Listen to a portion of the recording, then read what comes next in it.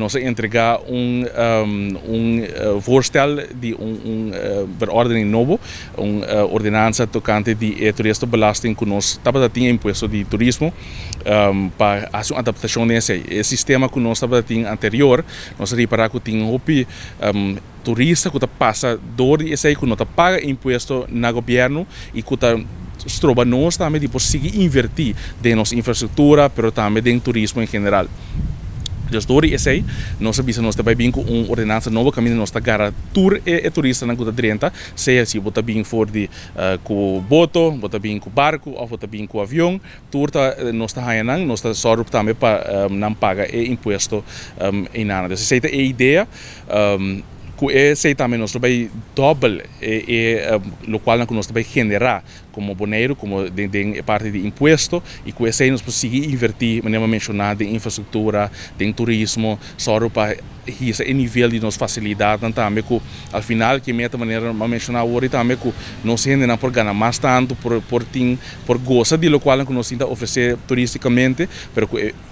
ao final não ganha mais tanto também fora do setor. De caso aqui para finalizar, a deputada está pendiente para fazer uma visita no bairro de Antriol também. Sim, está sendo que regularmente nós temos spreekuur, tour simang webs, tá dia que tem spreekuur, no momento que torrende por bel mail nos para bem sinta com nosso rato, também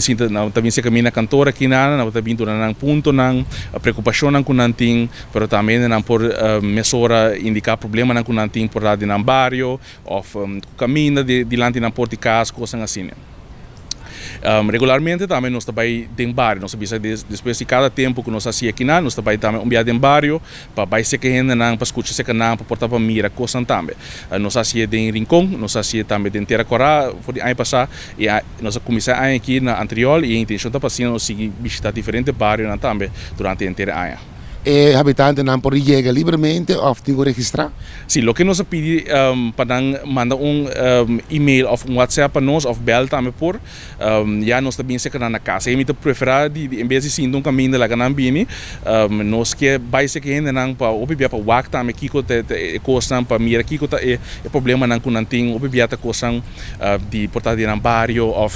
de na cura rama etc. Então é bom para botar para mira é coisa também nós fazemos de forma que nós vai echt fisicamente na locatie para o que tem coisa que tem.